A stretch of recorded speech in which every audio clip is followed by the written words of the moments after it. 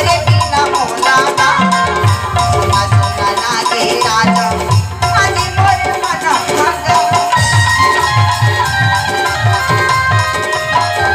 ये के दिन हम छरी लागे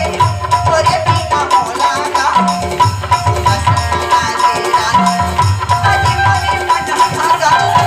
बलिता बनाए मोला पगली बना डाले बलिता बनाए मोला